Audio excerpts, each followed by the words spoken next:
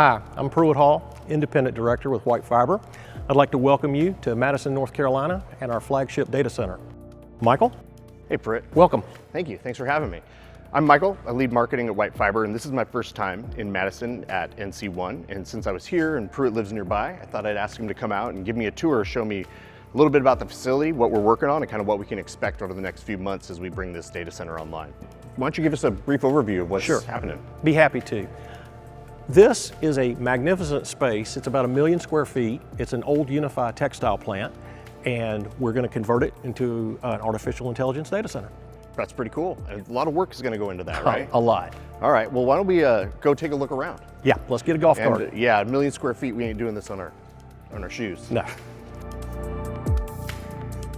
All right, so Pruitt, this looks like some old stuff. Can you tell me what we're looking at here? This is what we inherited from Unifi. This is the old polyester machines. This is where they actually did the fabric production in here for many years, Were they making rugs or something? They're just making polyester yarns. Oh. And it's a knitting, and the whole factory, all of this gear was everywhere you see here. Yeah, we'll take a look at the other side there as well. A lot of work went into removing this stuff from the rest of it. A lot of work, and that's why some of it's still here. I mean, this is extraordinarily expensive gear, and it operated 24/7. This factory was full shift for Unifi. It was one of Unifi's largest. Unifi's a worldwide corporation, and this gear, this gear's massive. Yeah. And it's one of the reasons that it attracted us, because this gear draws a lot of power, and data centers draw a lot of power. And that made it very interesting to us. And plus it was a conditioned space because it was polyester. So it satisfied two of our requirements, having a lot of power and having a lot of HVAC. When you say conditioned, you're talking about the HVAC setup? Yeah. Okay. Exactly. But the HVAC we have in here isn't going to work for the data center. Correct. It's not. And so in order to get this stuff out, like what goes into like removing this? Because I imagine it leaves a lot of debris, and there's work created by actually doing the work to remove these things. Yes, there's a lot of debris. A lot of things have to be demoed out.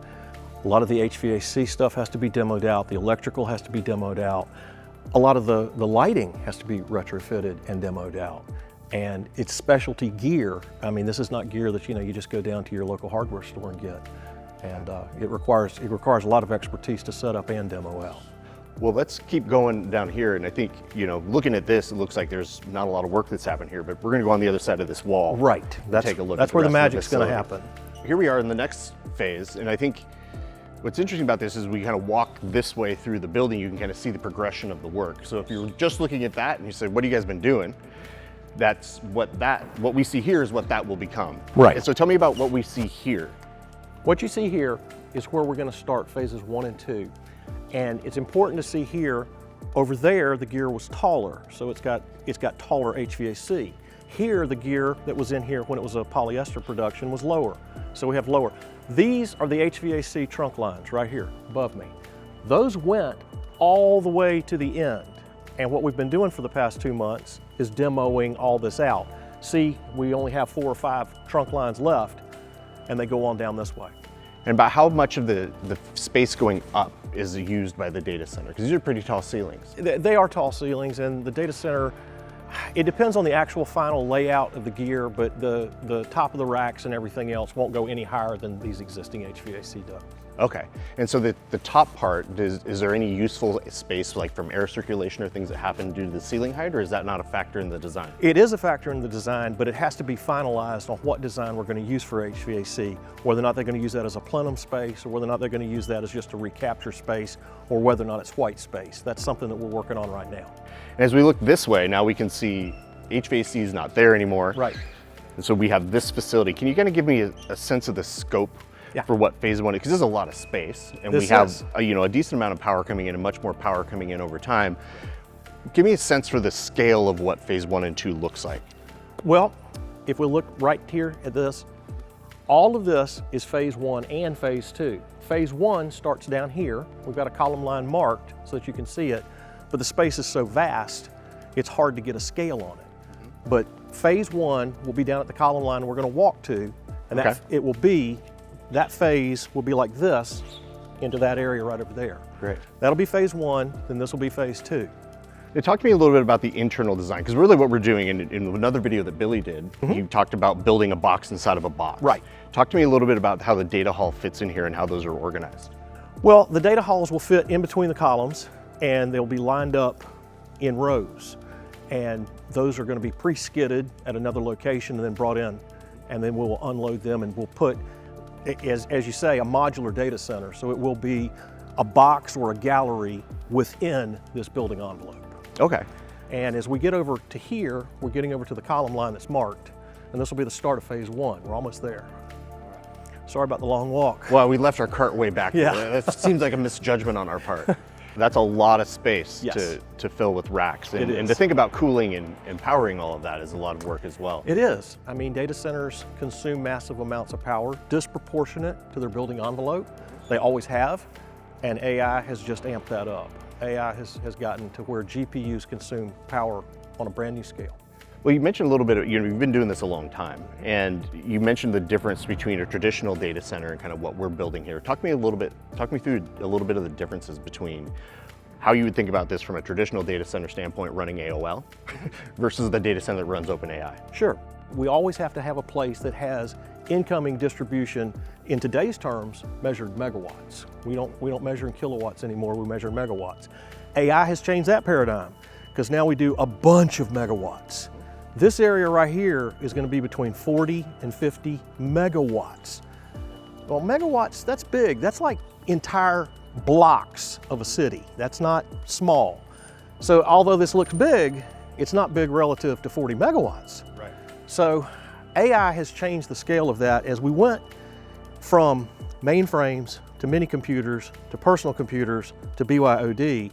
That's been the back office of the infrastructure of how we've done it. And the power on that has stayed relatively stable from watts per square foot to kilowatts per square foot to now they are predicting a data center in Singapore, the AI data center, it was just held last month, they're predicting a megawatt per rack.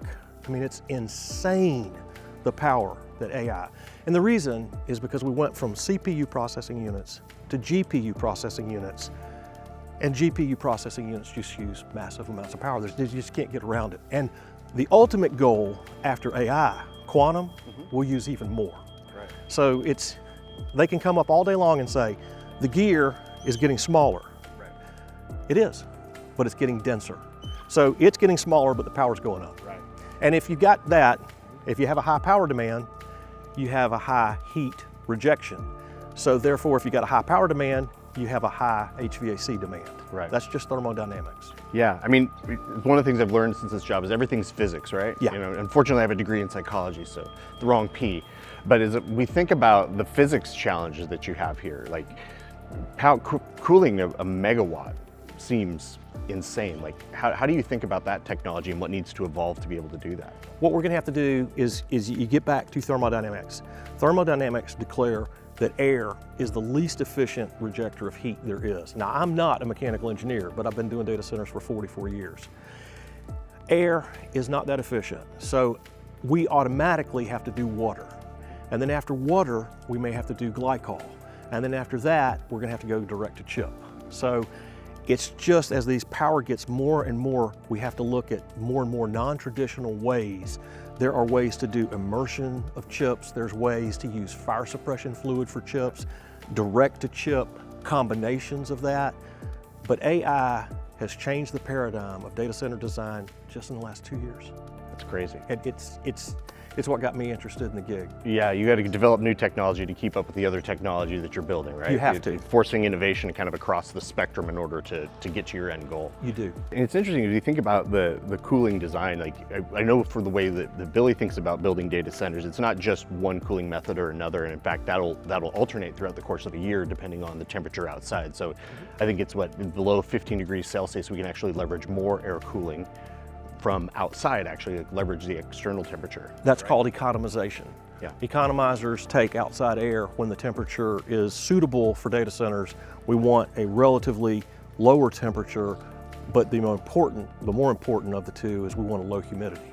Right. So if we get too much humidity in a data center because of our incredible amount of air, we have to regulate that extremely precisely so we don't get literally rainfall inside the data center. Yeah, which is bad. Let's go take a look at a space where that'd be particularly bad traditionally. And you know what? We made a really bad strategic error. Our cart is all the way over there. Yep. So let's kind of walk back. Well, we were talking about the difference between the old technology and the new. Let's take a look at some of the old stuff. Let's look at some old stuff. Okay, this is a chiller room, and this is old school. Switch gear over there. Centrifugal chillers. These are the actual chillers units. Now, we say old school, these are still very much in use worldwide. This is a centrifugal chiller. You ever heard the term chiller? And chillers have towers out back for the evaporation. Pruitt, I see something in this room that we would never do in a data center. Tell me about those pipes.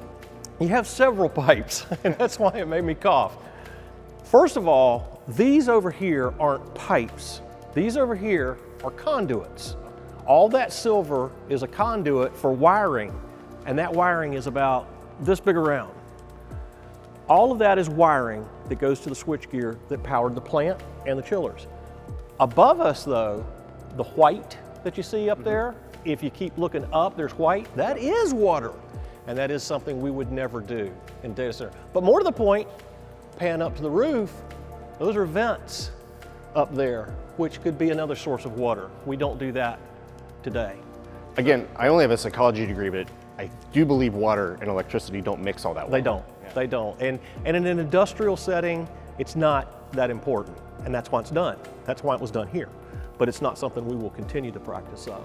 Well, and I think it's interesting because it speaks to the detail as we think about the retrofit model and like all of the little details and nuances between what was here before and worked fine in a previous generation of technology and what we really need to think about. There's a lot of detail that goes into this. Yeah, there's a lot. And it also goes to show you the relative worth of this building too, because as you can see, the bracing is done to an industrial specification, and you can also see that the electrician that was on staff had really good pipe fitters. I mean, you know, me looking at this building for the same reason that Billy looked at this building is, I'd have made the same decision. This is a good data center retrofit, a revitalization project. Awesome. Well, I want to have you talk me through one more thing, but we gotta go outside. Yes, let's go out there. Let's do it. So here we are outside. Let's take a look around the back side of the building here. I wanted to have you explain to me kind of what we're looking at. Be happy to. But as we walk this way, I think just to give folks a sense of the scale, tell me kind of where we are and what we're looking at when we look back this way. We're looking at the small side. that should give a great view.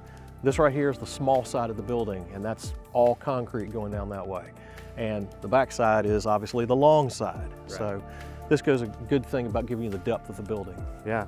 Well, and here we are looking, as you call it, the long side of the building, and you kind of look down this way. You can't see it all, but what are we looking at down? Well, what you're looking at here is the outside version of what we pointed out inside, where I said this is just the HVAC chiller rooms and power rooms, chiller rooms and power rooms. This is the outside of that, chiller, power, chiller, power.